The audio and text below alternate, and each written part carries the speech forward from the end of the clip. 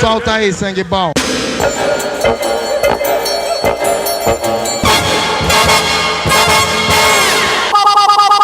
DJ, tá ficando maluco?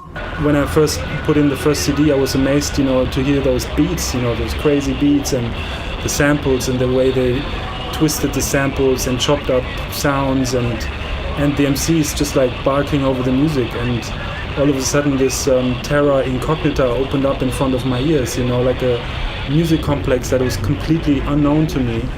And then I decided to go to Rio myself because it was impossible to get the stuff on the internet or through mail order. And that's how I came to Rio the first time in January 2004. And I listened to more and more tracks, and all of a sudden really like this, it got like bigger and bigger. And I thought, wow, what a legacy there is, what a history, what potential, how many artists, how many DJs. And I was so amazed, that I found enough material to put together the first compilation, the Rio Baile Funk Favela Booty Beats. So then I went back to Berlin, put together the compilation. It came out in in summer 2004 on Essay.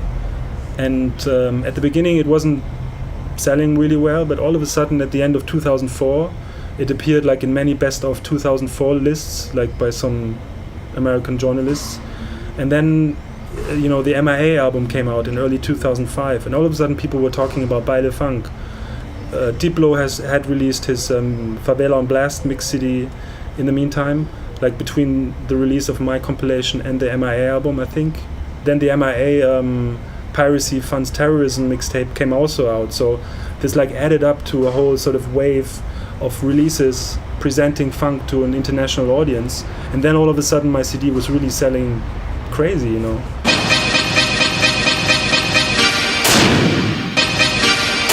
Yeah, but I think, the reason why there's like no international sort of, not a Brazilian spokesperson for funk internationally is that the Brazilians are probably so immersed in their own culture that they don't have like the distant view to it, and they can't, sort of put funk into the musical or like a cultural context in which people like Diplo or me can put funk abroad, and DJ Marlboro, he was touring Europe already in the early, like 2001, 2002, and at that time, when he was playing funk, he was only sort of recognized as a Brazilian DJ playing Brazilian kind of music, but it wasn't considered to be electronic music. But me coming from a background as a DJ for electronic music, playing, house and downtempo in the 90s, living in Berlin and coming out of a city where electronic music and club music and club culture is a very, dominant force in my personal life.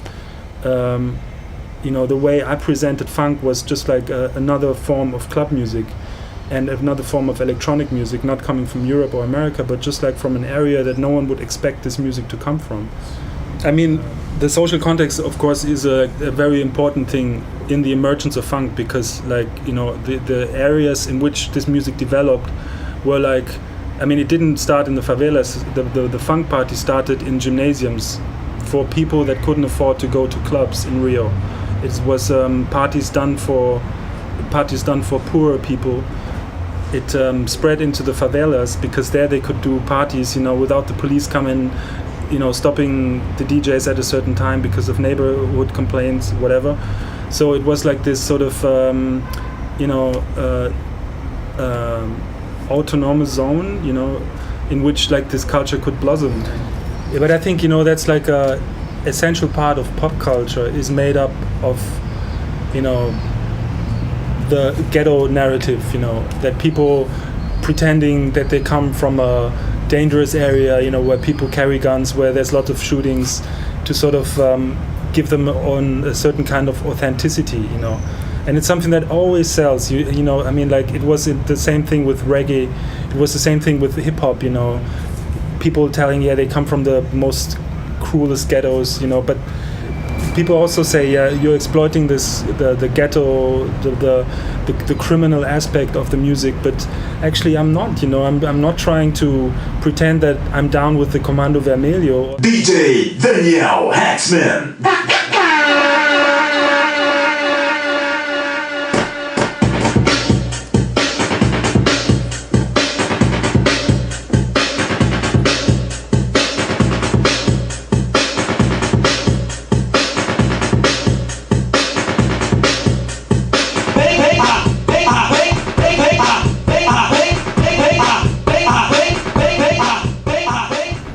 favelas are unpoliced areas where people can just do whatever they want, and play the music the loudest, can fuck around with samples, and sing the dirtiest lyrics, whatever, can do whatever they want, and out of this, something new emerges.